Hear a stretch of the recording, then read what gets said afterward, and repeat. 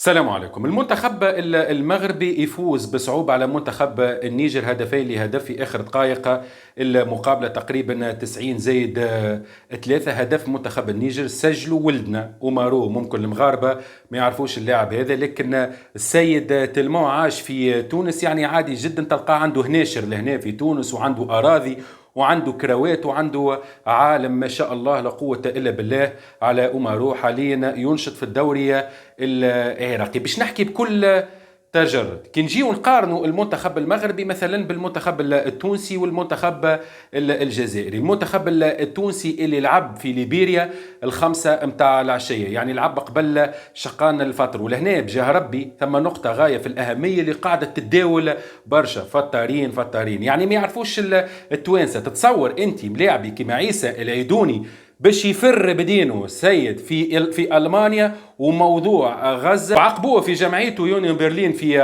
المانيا وخلاها لهم واسعه وعريضه وينتقل للدوري القطري. تتصور انت ملاعبي كما عيسى العيدوني على جال جرد كوره يعني باش يعزقوا؟ تتصور انت عيسى العيدوني يعني باش يفطر على جال كوره؟ ولا نعيم السليتي ولا حنباع المجبري اللي في فريقه بيرلي اللعبه وقت اللي تكون قبل شقان الفتره ما يلعبش؟ سهله الحكايه على الاخر، قبل شقان الفتر ما نلعبش وما يلزم عليه حتى حد، ونعرفوا عقليه حنبال حتى في تونس ما ثم حتى حد ينجم يلزم عليه الشيء هذا. يعني ثم عده ملاعبيه يا ولدي نقولوا احنا اشتر صايمين واشتر فاطرين، تحبش تقول هك؟ ولو انه مادام ما خرجش حتى حد وقال راهم ثم ملاعبيه كذا واسم ذاك وذاك وذاك فاطرين، ما تنجم حتى حد تخرج تقول لا راهو فاطر. ما تنجمش حتى عند ربي سبحانه اثم بالنسبه ليك انك تشكك في انسان ماكش عارف عليه انت صايم ولا فاطر، وثم تصاور يخرجوهم والدبوزه في فمهم لا عارفين عليهم لا يمضمضوا ولا هم يحزنون. كان بالطريقه ذي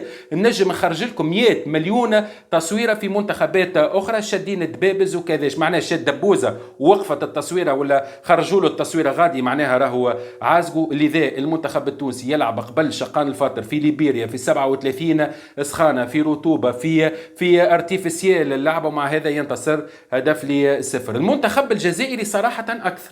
المنتخب الجزائري كان تونس لعبت الخمسة بتاع العشية، الجزائر لعب ماضي ساعتين ونفس الشيء صيام وكذا وينتصر 3-1 مع أداء صراحة أقل من نجم نقولوا عليها محترم. كنجيو للمنتخب المغربي أول شيء هو المنتخب النيجر هو اللي يستضيف، يجي يلعب لك في المغرب، لا يلعب لك لا في تونس لا يلعب لك لا في الجزائر لا يلعب لك لا في مصر، ولا هم يحزنون نرتح لك الملاعبيه نتاعك لعب لك في المغرب. اللعبه 10:30 نتاع الليل، يعني استاد معبي. كي تجي تشوف التيران تاع المغرب عباره نحكيو على زربيه، يعني ما ثم حتى سبب يخلي المنتخب المغربي انه اليوم يفوز بشق الانفس على منتخب النيجر. صحيح اليوم راهو المنتخب المغربي ضغط من الدقيقه الاولى للدقيقه 90 وفرصه واحده جات المنتخب النيجر حطها في الشبكه ورجع عدل المنتخب المغربي وانتصر. هو حتى لو كان تعادل اليوم ولا انهزم بنسبه كبيره على الاخر، ممكن حتى نقولوا بنسبه 100% راهو باش يتاهل الكاس العالم. لكن انك اليوم تنتصر على منتخب النيجر بشق الانفس، شوف يا معلم النجوم اللي عندك، راك تحكي على نجوم يلعبوا في تريون نيفو، تحكي على نجوم يلعبوا في ريال مدريد، واساسي على سبيل المثال ابراهيم دياز في ريال مدريد، وحاسم مع ريال مدريد خاصه ضد اتلتيكو مدريد. يعني لهنا نفهموا انه المنتخب المغربي وجماهير الاطلس يلزمهم يفهموا المقابله هذه ما يحسبوهاش مقابله نتاع تاهل الكاس العالم، لانه كما قلنا بنسبه كبيره برشا المنتخب المغربي باش يتاهل، وخاصه انه في مجموعه صراحه في المتناول ومع منتخبات متواضعه. لكن يحسب المقابله هذه مقابله مثلا في كاس افريقيا اللي باش تدور ان شاء الله اخر العام في المغرب، والمغرب يلزمهم يفهموا ديما يقول لك راهو عندنا منتخب اوروبي في القاره الافريقيه.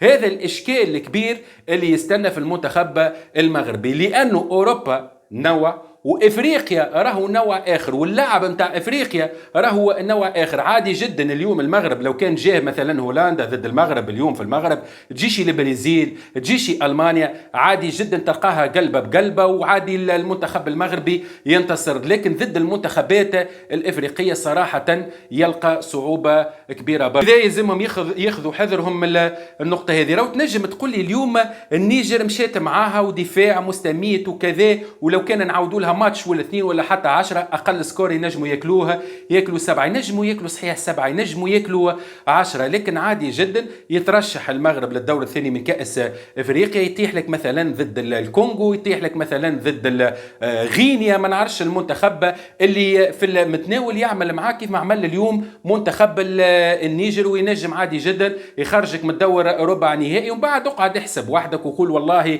خلقنا 100 فرصه وخلقنا 3 كر على البار وما نعرفش شنو، وكان نعاودوا لهم ماتش ياكلوا 7 و8، وقتها لا ثم لا اعاده ماتش ولا هم يحزنون نتيجه انه المنتخب المغربي خرج من الدور ربع النهائي. لذا المشكل نعاودوا نقولوه اللي كبير اللي يستنى في المنتخب المغربي انه عقليه أوروبية باش تجيبها تواجه منتخبات أفريقية. طريقة اللعب راهي تختلف 180 درجة. أنت اليوم تواجه منتخب كبير باش تلقى الاسباس، باش تلقى منتخبات تلعب لك الاتاك، تخلي لك الاسباس تنجم تستغلوا، لكن ضد منتخبات اللي ترى فيك أنت يعني منتخب أوروبي ومنتخب كبير برشا باش يلعبوا لك كلهم هكاك، تقريبا باش يلعبوا لك 10 التالي ومستميت ويلعب لك على الكونتر، وعادي جدا كيف ما النيجر اليوم يحط لك كرة في الشبكة تقعد تجري وراها هدف التعادل وتسجل هدف في آخر دقائق المقابلة. اليوم سجلت هدف في آخر دقائق المقابلة، غدوة ما تنجمش تسجلوا الهدف. نختموا الحلقة موضوع غاية في الأهمية. تقريبا توا الجمعة حاجة كيف هكا 10 أيام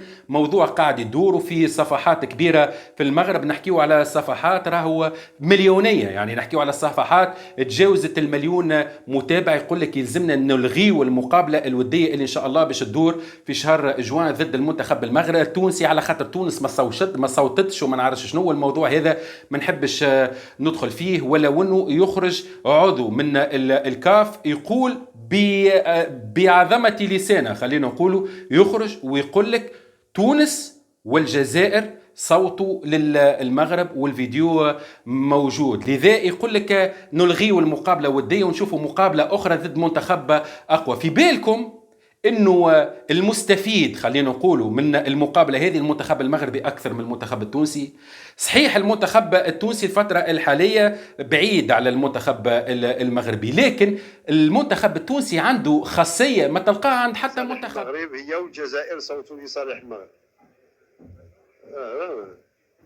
فيفا صوتوا، الجزائر وتونس وجنوب افريقيا صوتوا لصالح المغرب. اللي ما صوتش لصالح المغرب هي بلدان اخرين. تونس صوتت لصالح المغرب، هي والجزائر صوتوا لصالح المغرب.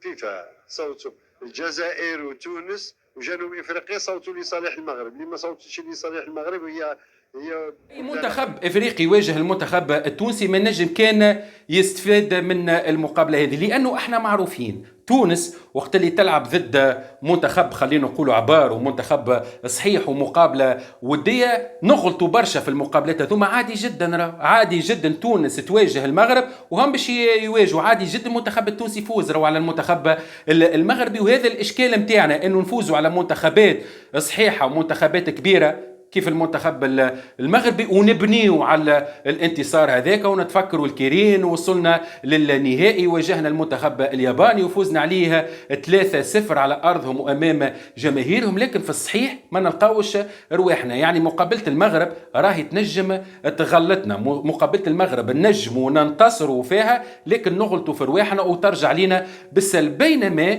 منتخب الأسود الأطلس يلعب لك ضد تونس، إيطاليا، إفريقيا، تونس تسكر مليح، تسكر لك المنافذ مهما كانت النجوم اللي عندك. يعني اليوم شفت النيجر كيفاش لعبت لك الدفاع، تونس تلعب لك الدفاع اكثر من هكاك ب10 مرات، لكن الفرق بين تونس وبين النيجر انه الكونتر نتاع تونس اقوى. الكونتر نتاع تونس عادي يحط لك كره في الشبكه، قدرت باش تسجل للنيجر وتسجل الهدف الثاني ليه، لكن ضد المنتخب التونسي يسجل لك صعيب برشا باش تسجل هدف التعادل، وحتى لو كان تسجل هدف التعادل بشق الانفس. وهذاك علاش قلنا راهي المقابله الوديه هذه راهو المنتخب المغربي وخاصه كأس افريقيا على ارضه امام جماهيره وعندهم سنوات ما فازوش باللقب، يعني يقول لك ما ثماش وضعيه افضل من الوضعيه القضايا هذه على ارضنا وامام جماهيرنا بالنجوم اللي عندنا. يلزمنا نفوزوا باللقب. تحب تفوز باللقب، تحب تعرف الامكانيات نتاعك في القاره